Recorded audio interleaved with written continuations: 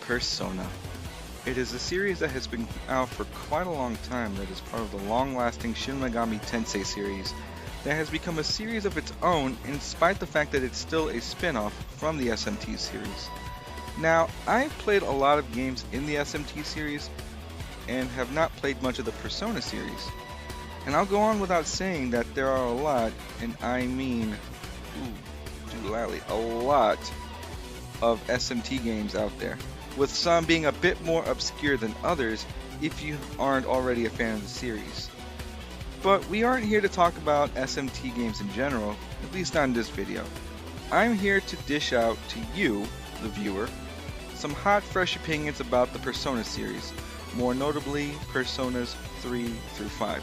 Now you're probably asking me, gamer, if you're going to do 3 through 5, what about Persona like Persona 1 or Personas 2, more specifically Eternal Punishment and Innocent Sin? And well, viewer, I'm here to tell you that in my own personal opinion, of course, 3, 4, and 5 have gotten to be more mainstream as of late. And I just felt that maybe with that being said, Personas 1 and 2 are a bit too niche that are more dedicated towards hardcore fans than anything else. Because if you ask anyone, hey, do you remember Persona? Yeah, I played Persona 3. Well, do you remember Persona 1? No? And it's just going to start a whole conversation. But in this video, I'm going to break it down into 3 parts. This video is going to discuss my thoughts, impressions, and overall enjoyment of Persona 3, which also covers FES and Portable to some degree. So with that being said, I'll also go on and say that this video has been a project of mine that I've been wanting to do for quite a long time, that I've just never found myself making the time for, to do, that I've just recently made time for now, since I've found some newfound motivation. I'll also go on and say that I have loved the Persona series for a long time, and that I'm glad it's back and all that good stuff. So let's go on and say that this video is of my opinion and mine alone. If you have a problem with what I have to say or what I've been talking about in this video, I only ask that you be civil about it, because hey, everyone's opinions are their own thing, and that's totally cool.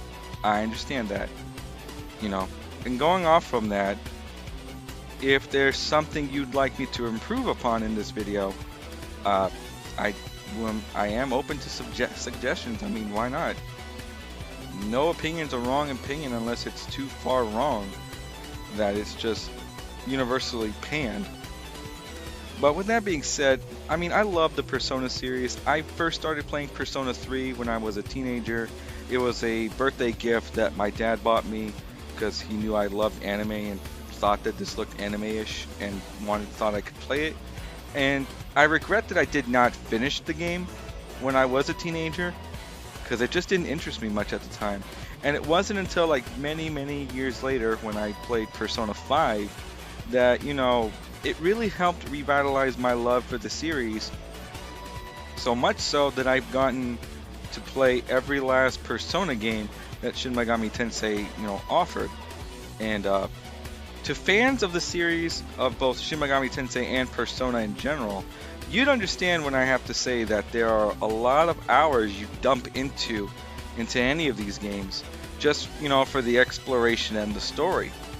So it was a lot to stomach and a lot to understand and process with each game, because even though they loosely tie into each other somehow, some way, they each have their own unique story, characters, and all that good stuff, and that's what I like about it. They may tie together somehow, but it's still its own thing. But in this video, as I said, we're going to be talking about Persona 3, and then I'll break that down into the next 2 parts later on in the near future. So anyways, this video is my opinion alone. My God! Okay, it's happening. Everybody stay calm. What's the procedure, everyone? What's the procedure? Stay calm. And I'll also go on and say that yes, this is an opinion alert. Everything that's being said in this video is my own opinion and mine alone. Don't take it to heart if something I say bothers you as a fan. It is what it is. Anyways, cue the intro and let's get started.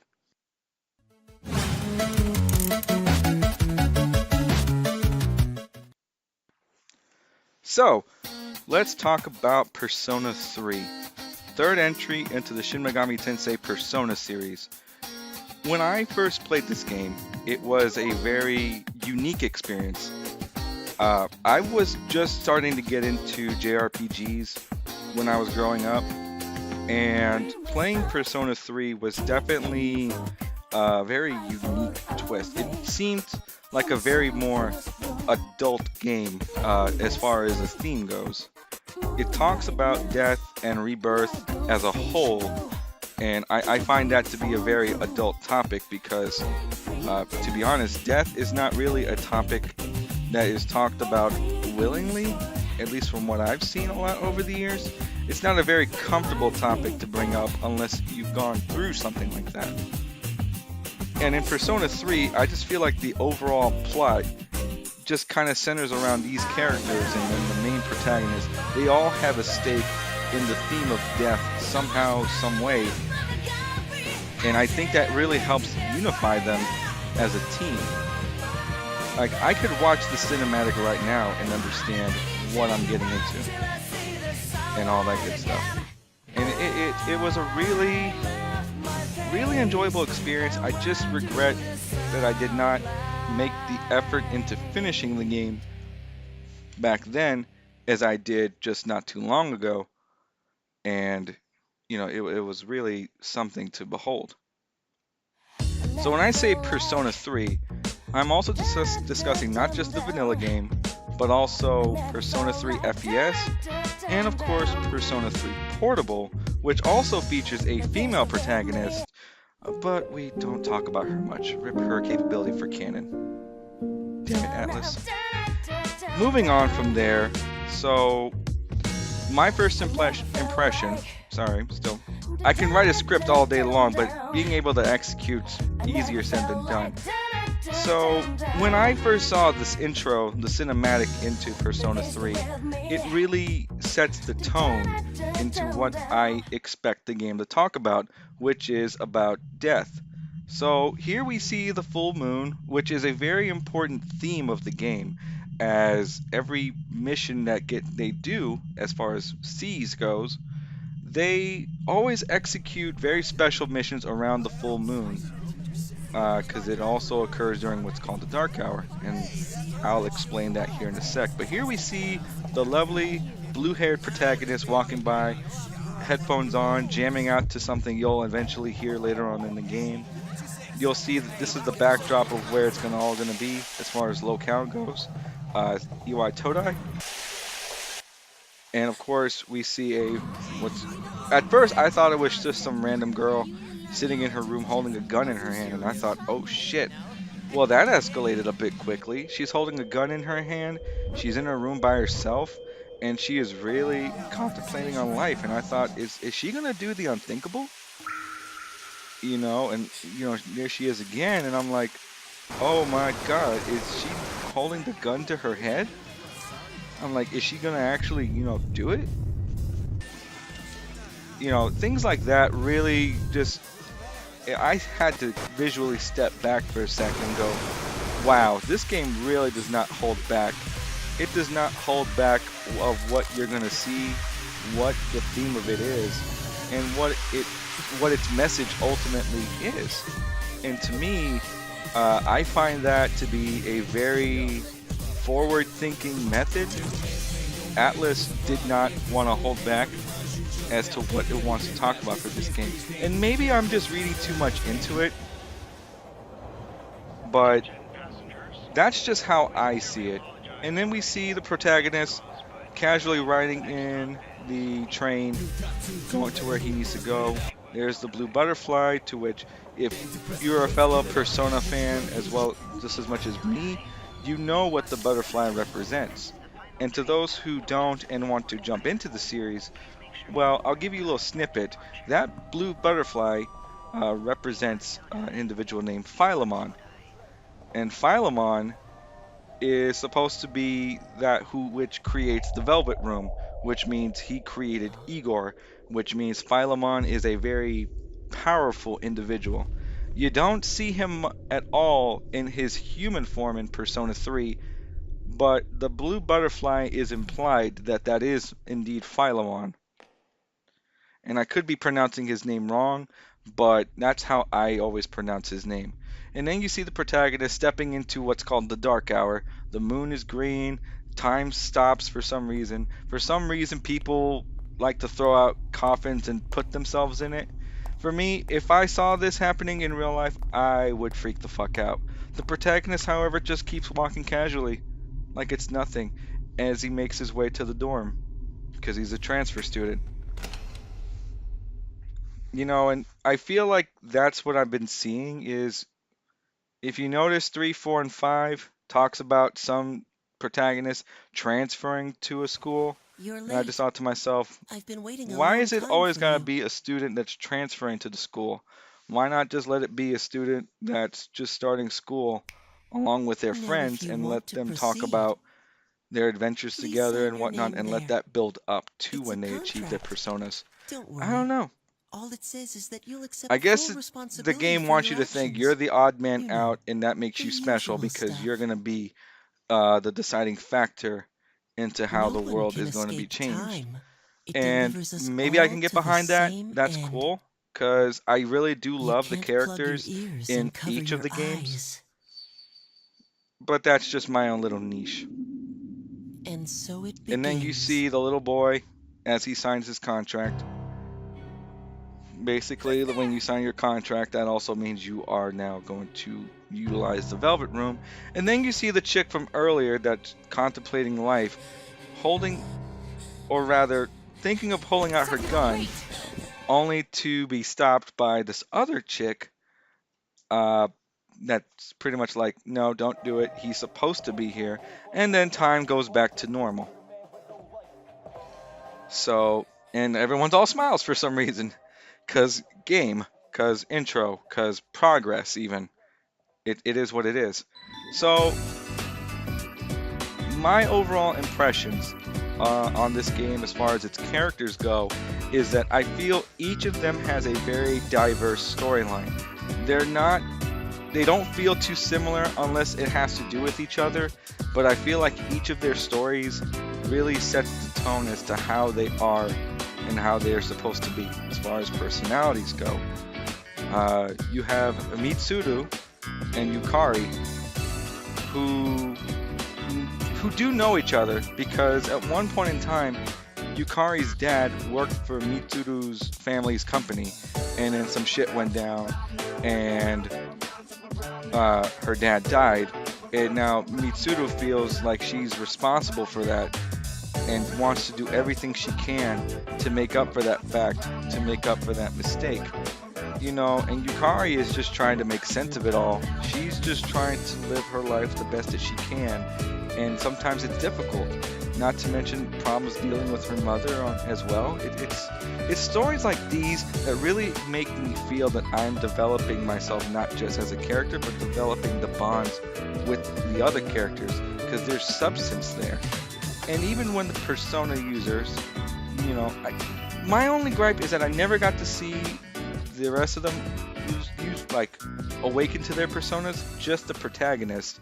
But I will go on and say, as you're seeing right now, that I honestly think that Persona 3, and you're gonna call him either Minato or Makoto or however you're gonna call him, Dorkun even, but let's just call him the protagonist.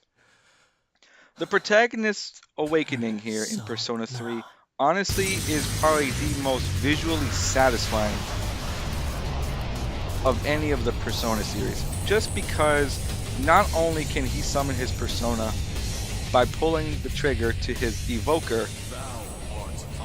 which is how they summon their personas in Persona 3, it's how his persona comes out, how he's speaking. Just look at it. It is magnificent. Orpheus comes out, and that confirms that he is indeed a persona user. But it's what happens after he summons Orpheus. Now, when I first saw this, I thought, oh crap, he messed up. It must be some abomination coming out of Orpheus. I didn't know, and spoilers here, that is Thanatos, which is supposed to be the Greek god of death. And Thanatos as a persona definitely plays a role in this game as far as what it symbolizes, which is death. So what I'm understanding after I played Persona 3 the second time around is that not only does the protagonist harbor the Fool Arcana, he also harbors death because of reasons that are later explained in the game. It makes sense as to why he has Thanatos. And it just kind of goes from there. Just looking at Thanatos, my goodness. And then it switches back to Orpheus. Just wow. So yeah, as far as gameplay goes, it really was a step in the right direction, just to kind of do the free roam 2-stick kind of control where you move one stick for your character, another for the camera, or vice versa. It really adds to that freedom of control, because you're exploring Tartarus, and that's well over 200 plus floors you have to go through. And from what I've remembered is every full moon operation, you have to clear about 11 to 13 floors to get to the next block. And if you're not prepared, or if you're severely underleveled or anything like that, you're gonna really struggle and grind through all these floors. It is painful, but it adds to that challenge that I would hope Persona offers. And even when you're not exploring Tartarus, when you're doing the schoolboy thing, because you're schoolboy by day, Shadow Slayer by night, that good stuff, they really help emphasize that friendship is important. You have to establish bonds with people, to make yourself more powerful. And I get that. You're kind of saying it is important to have that power of friendship, but you have to make the effort to be friends with somebody. It's just not, thrown your way to say, you're automatically my friend, I'm going to have this power. You have to really work at it.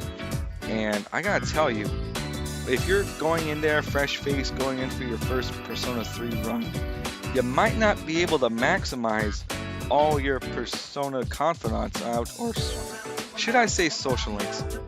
In 3 and 4, they call them social links, and then in 5, they called them confidants, which I think was a better name for it, because you're being friends with somebody.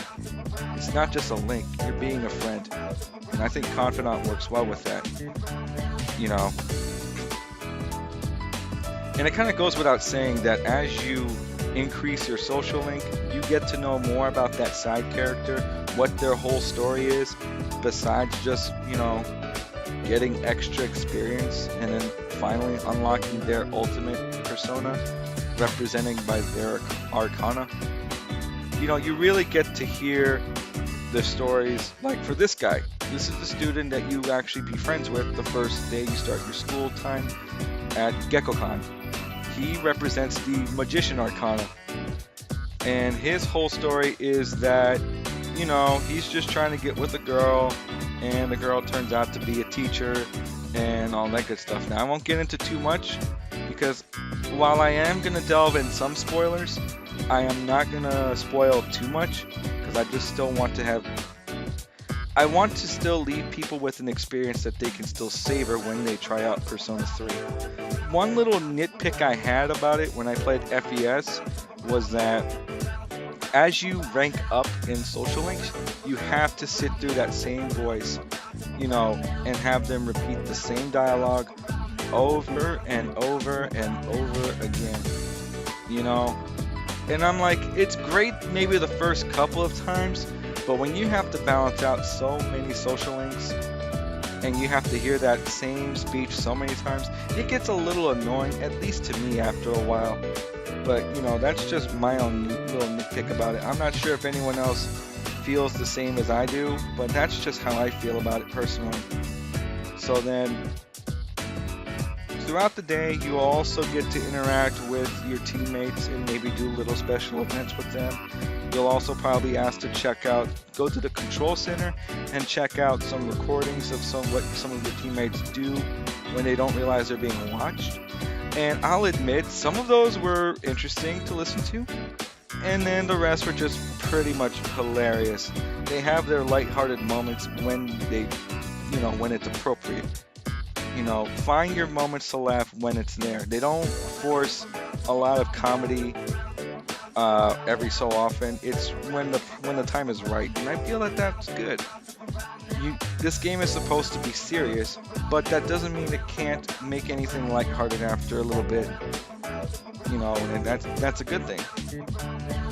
I feel like Junpei, which is this guy, Junpei is supposed to be your comedy relief. The guy who's supposed to be the lighthearted guy, easy-go-lucky, just go with the flow kind of thing. And I feel that every Persona game has a character who is like Junpei. You have Persona 4, you have Yosuke. You have Persona 5, and that's Ryuji.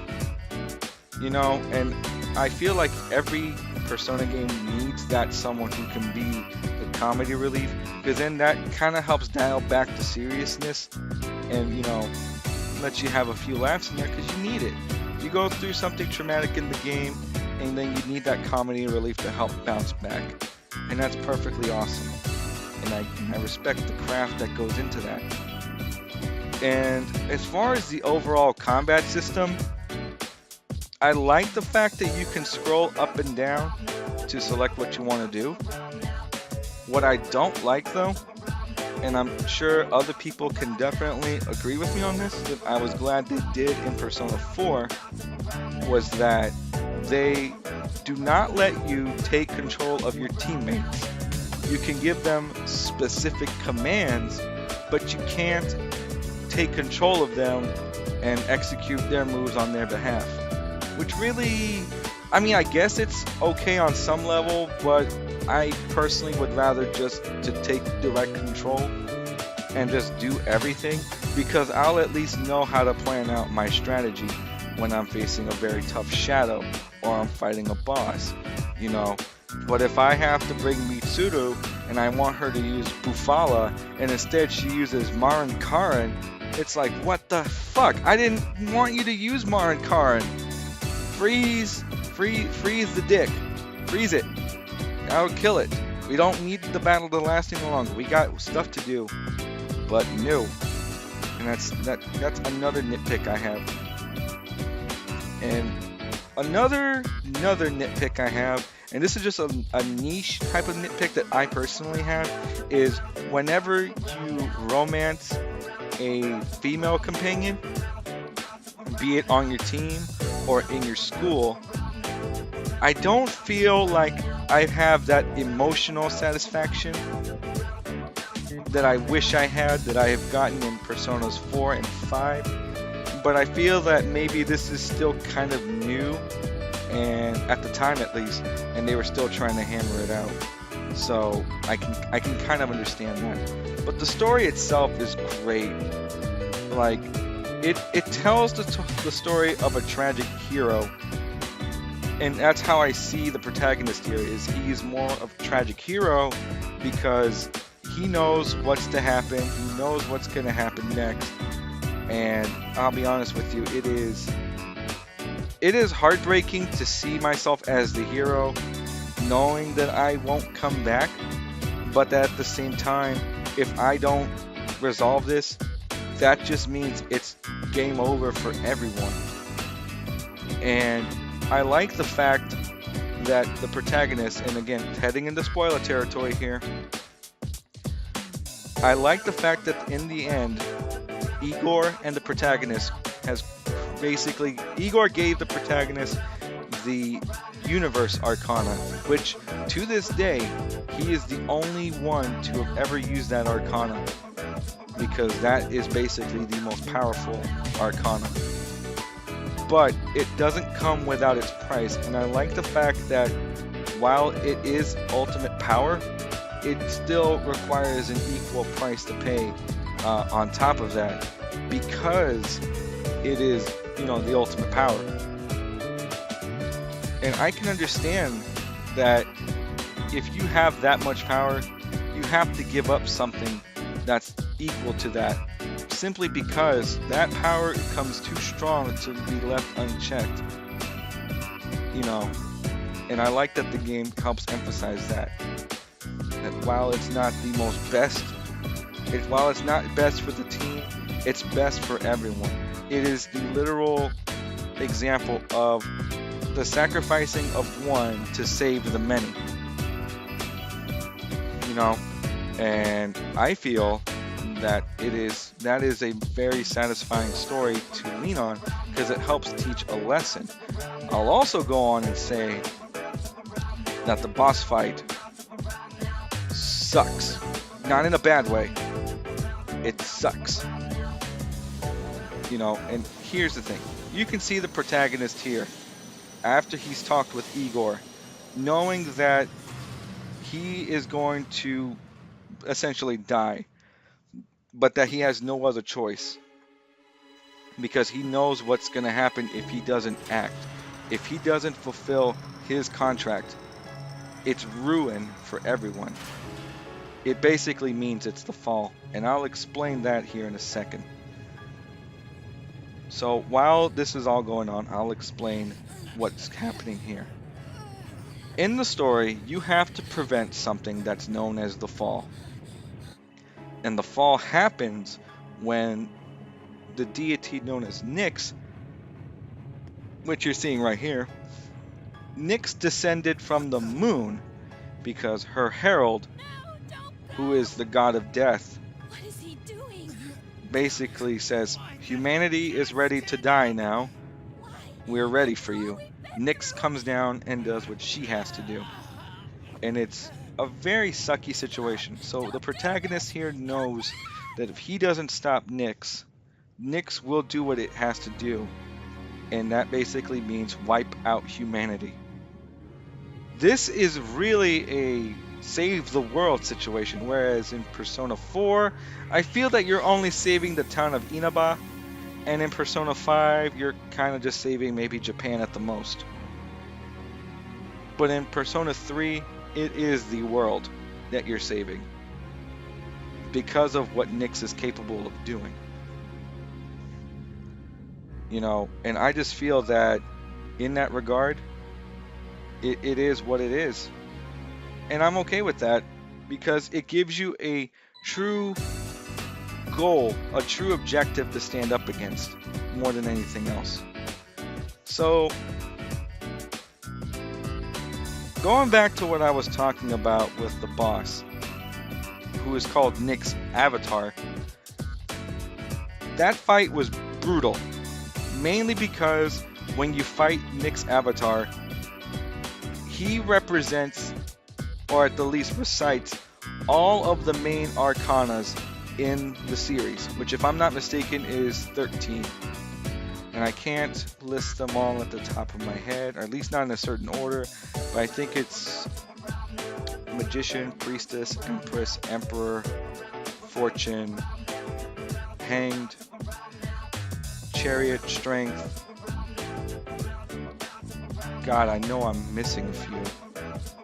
But needless to say, he recites all of these arcanas, and you have to fight him each time as he recites each arcana until he comes to the arcana of death. And ooh, it is a long battle. If you're not prepared for it, it is a long battle. But it is so satisfying, because he gives a lot of exposition for a lot of things throughout, throughout the story, throughout what each arcana means. And I think that really helps hammer down what each arcana represents, more than anything else. So, overall, and I know I've been kind of going on for about 30 minutes, almost 30 minutes now. Overall, Persona 3 is the type of game I would recommend you at least play once, just to kind of get an idea for the story.